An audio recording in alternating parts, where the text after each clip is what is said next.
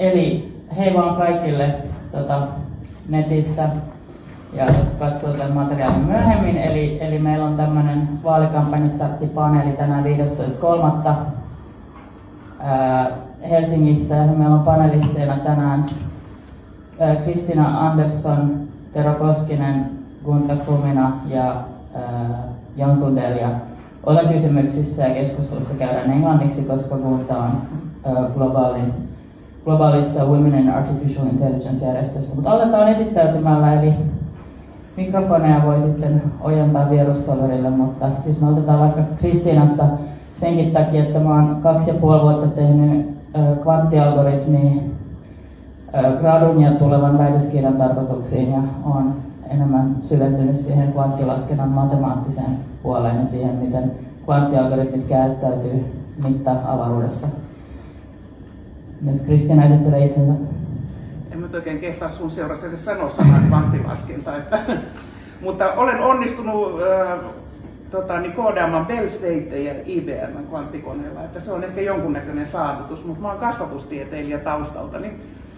Ja olen täällä sen takia, että mä haluaisin, että Anna pääsisi oikeasti nyt sinne valtuustoon sen takia, että meillä ei ole sellaisia poliitikkoja riittävästi Suomessa, jotka ymmärtäisivät teknologioita. Jotta me voidaan tehdä oikeanlaisia päätöksiä meidän kaupungin ja yhteiskunnan tulevaisuudesta, niin se ei riitä, että osaa niitä politiikan tasolla katsoa, vaan teknologiat kehittyy nyt yhä oppivammiksi ja autonomisemmiksi, jolloin täytyy käsittää, mikä se on se, mikä niiden mahdollisuudet on, ehkä mikä logiikka siellä on taustalla, mutta ennen kaikkea se, että miten niitä voidaan käyttää ja hyödyntää. Ja Annan profiilissa lukee myös tämä ESG, eli olet myös eettinen ajattelija. Että vaikka toi hirveän tekniseltä kuulostaa, mitä kerroit itsestäsi, niin sulla on myös tämä etiikka. Itse on ollut etiikka-asioissa viimeksi Pohjoismaisen ministerineuvoston tekoälyn etiikan tämmöisessä asiantuntijaryhmässä, mutta tekoälyn ja robotiikan kanssa olen ollut tekemissä vuodesta 2010 ja kirjoittanut kirjankin aiheesta dosentti Jari Kaivoajan kanssa. Ja tällä hetkellä aika paljon kiinnostaa kyllä tuo robotiikan eteneminen, koska siellä näitä uusia humanoideja putkahtelee lähes joka päivä. Mutta kiva olla täällä. Kiitos kutsusta, Anna.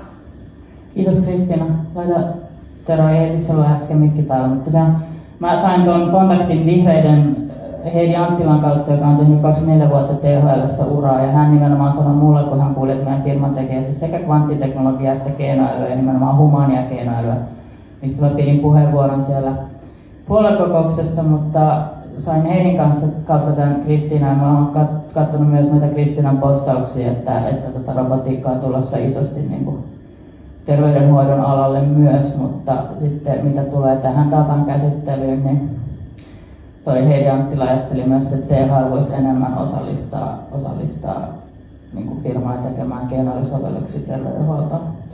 Tero, jonka itse asiassa kampanjastartista sain tämän idean omaan kampanjastarttiin, joka oli siellä Mannequin Peace paikassa. Joo, mä oon siis Tero, onko se pitää painaa sitä napista? Nyt on päällä. Olen siis juotanut A-studiokin joskus, että pitäisi mikin saada päälle, mutta mä oon siis Tero Koskinen ja en ole sillä tavalla, mä oon todella vaikuttunut teidän osaamisesta, että mä kuvasin itseni enemmän yhteiskuntatieteilijäksi ja teen myös journalistiikan alan väitöskirjaa ja näin, että nämä asiat vähän eri tavalla, mutta toisaalta sitten arvostan ja pidän näitä merkittävinä asioina senkin kautta, että kuulun tieteen ja teknologian vihreisiin.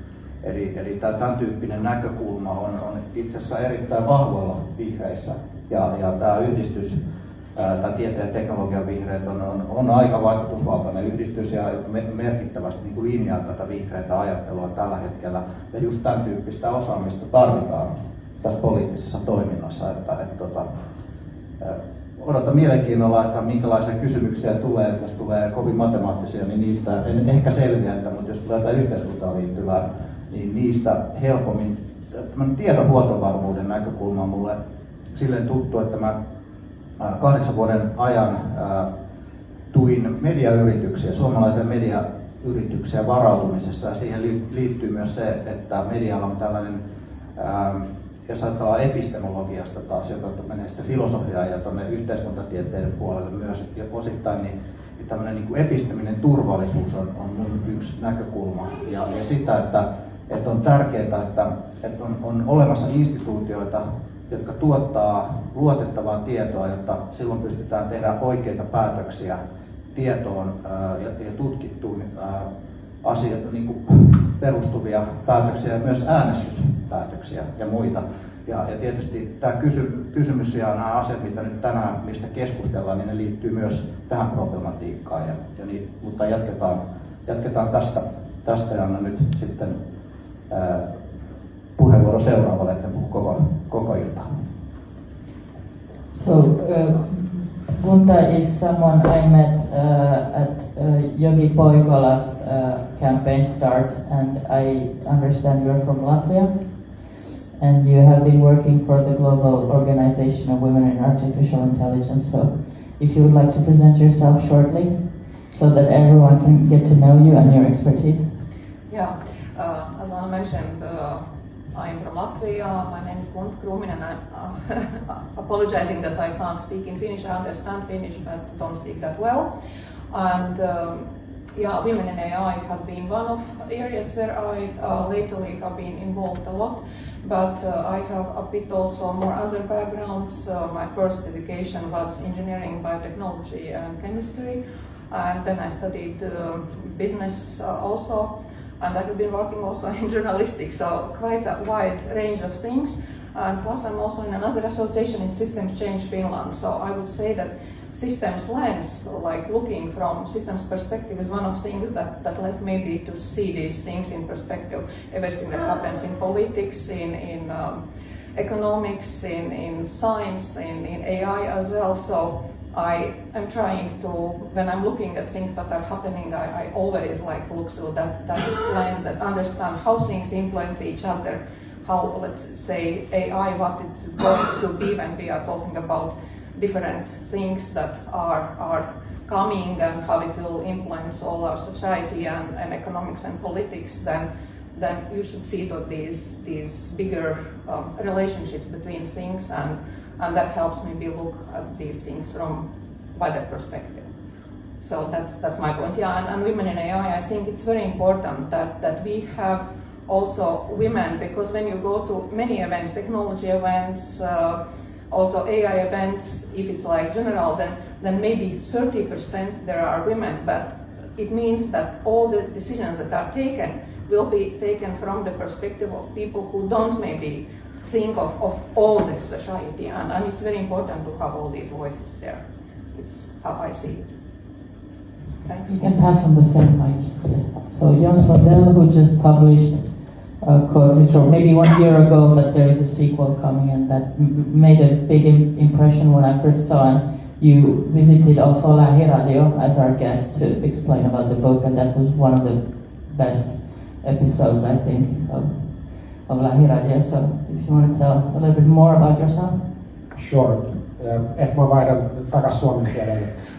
Joo, mä oon Jon Svardell, mä oon alun perin elokuvan tekijä, käsikirjoittaja, ohjaaja, mutta tässä viimeisen 15 vuotta niin mä oon sitten siirtynyt taiteista tieteisiin, ja nyt mä opiskelen tuossa tien toisella puolella matemaattisella tieteellisessä tiedekunnassa, ja todellakin niin mä tämän elokuvabisneksen aikana niin mä asuin pitkään Los Angelesissa, ja siellä mä heräsin tavallaan tähän Amerikan talousjärjestelmän ja poliittisen järjestelmän patologioihin, johon nyt niin kuin koko muu planeetta alkaa niin kuin herätä myöskin niihin ongelmiin, ja sen jälkeen mä oon niin kuin keskittänyt sen niin kuin luovan energiani siihen, että miettinyt, että miten me voitaisiin oikeasti järjestää nämä asiat täällä planeetalla fiksummin, ja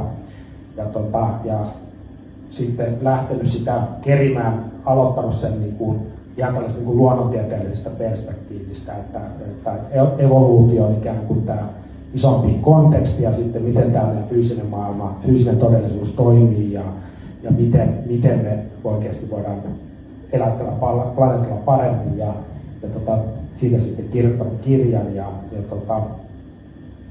näin päin pois. Joo, mulla on hirveästi kaikkia uusia ideoita, että miten voitaisiin asioita tehdä paremmin. Joo, kiitos. Ja tässä on nyt sit monta tiedemiestä tavallaan ja sit yksi yhteiskuntatieteilijä. Mutta otetaanko Kristiinasta, että mikä sä olisit alun perin niin kuin naisena? Mä haluaisin nostaa tämän naiseusteeman, koska mä muistan, että mä oon siis 44. Muistan, että mun lapsuudessa ei kovinkaan paljon kannustettu tyttöä opiskelemaan matematiikkaa tai luonnontieteitä. Ja puhumattakaan mun äidistä, joka kyllä jotenkin sai 10 fysiikassa, mutta varmaan lirkuttelemalla opettajalle. Joo, toi on kyllä, ei munkaan nuoruus kukaan sanonut, että tytöt osaa matematiikkaa. Päinvastoin, että ei nyt kannata sitä matematiikkaa, opettele sinä kieliä, ne on sulle just sopivia. Mutta kasvatustieteeseen päin, mutta miten mä sitten tähän robotiikkaan ja tekoälyyn sitten joskus 15-16 vuotta sitten, niin tosiaan kirjoitettiin semmoinen kirja kuin Puho Business ton dosentti Jari Kaivojan kanssa, ja mä olin siihen aikaan sitten jo seurannut tämän robotiikan edistymistä 2007 ja näin, kun Etelä-Korea oli tehnyt jo tämmöisen robotiikkastrategian, että miltä maailma näyttää sitten, kun niitä robotteja on, mitä nyt tulee. Niin mä siitä sitten innostuin aika paljon ja mua ruvettiin pyytämään sitten puhujaksi ja asiantuntijaksi eri paikkoihin ja ollut Women in AI-asioissa mukana aika paljonkin Ruotsissa ja mun mielestä niin se teknologia on hirveän tärkeä asia, mutta vielä tärkeämpää on se, että me ihmiset ymmärrettäisiin, että kun tämmöinen teknologia tulee, niin mitä meidän pitäisi oppia ja miltä meidän tulevaisuus näyttää, koska kyllähän me kuitenkin haluaisin ajatella, että tämä on ihmisten planeetta eikä mikään humanoidien planeetta, vaan että ne robotit auttaa meitä sitten tekemään eri asioita, tekoäly ja sitten tietysti kvanttilaskenta, joka voi auttaa meitä löytämään ratkaisuja sellaisiin ongelmiin, jotka tällä hetkellä vaikuttaa tosi pahoilta, mutta kun joidenkin kvanttisensoreiden kautta voitaisiin löytää ehkä uutta tietoa ja pelastaa tämä maailma tai tuoda sinne jotain uutta, niin tällaiset mua vaan niin kuin innostaa niin hirveästi. Haluatko tarkentaa, mikä kvanttisensori on? Niin, kvanttisensorit on tämmöisiä, ja niitähän nyt on kyllä itse asiassa jo, että tavallinen sensori, vaikka jotkut lidarit, jotka on autossa tai jossain, niin ne on tarkkoja sensoreita, mutta kvanttisensorit on sitten vielä niin kuin erityisen megatarkkoja verrattuna sitten näihin niin kutsuttuihin tavallisiin sensoreihin, että ne pystyy, no mihin ne nyt sitten on tarkoitettu, mutta esimerkiksi värähtelyitä ja muita voimaa ja muuta tällaista sensoroimaan paremmin kuin mitä nyt on. Ja eikä sekään vielä se, että sitten kun ne on yhdistetty siihen kvanttikoneeseen, joka joskus on ehkä olemassa, niin se mitenkä se data, joka sieltä tulee, niin sitä ei pystytä näillä nykytietokoneilla oikeastaan käsittelemään, vaikka se olisikin supertietokone. Mutta sillä kvanttikoneella se pystyttäisiin käsittelemään ja tuottamaan näitä uusia ratkaisuja. Ja vaikka ei tätä teknologiaa niin hirveästi ymmärrä, niin sittenkin mua innostaa enemmän kuin se, että mulle sanotaan, että kuule Kristiina, että et sinä et osaa laskea etkä tehdä koodia, etkä mitään. Mua innostaa enemmän se, että me voitaisiin ratkaista näitä asioita ja tehdä maapallon ihmisten ja tietysti koko elollisen tämän niin kuin kunnan hyväksi asioita. Ja haluaisin pitää teknologian kuitenkin niin, ettei ne humanoidit nyt rupeaisi ihmisiksi, vaan että ne olisi robotteja kuitenkin. Näin mä ajattelen. Eli into ylittää tämän, mitä mulle sanotaan. Joo, se algoritmi, mitä me ollaan tehty mun graduohjaajan kanssa 2,5 vuotta, on semmoinen dekompositioon perustuva menetelmä, jolla niin yhdistettäisiin fysiikka ja matematiikka, vaikka me alun perin alettiin tekemään sovellusta nimenomaan rahoitukseen, niin noihin oli silloin töissä aikanaan kontrollerina, pyöritettiin 500 miljardin liikevaihtoa ja sitten huomasin, että tuli valuuttakaupoista merkittäviä tappioita, että se kvanttilaskennan ikään kuin se, että siellä on se black box-ajatus, että se signaali on kvanttitilassa ikään kuin tietoisuus, joka laskee tavallaan sitä binääristä laskemista niin kuin paremmin, niin sitä voidaan käyttää nimenomaan hakukoneissa, kryptograafisten salausjärjestelmien purkamisessa ja myös tämä geenien sekvensointi on ollut yksi ajatus.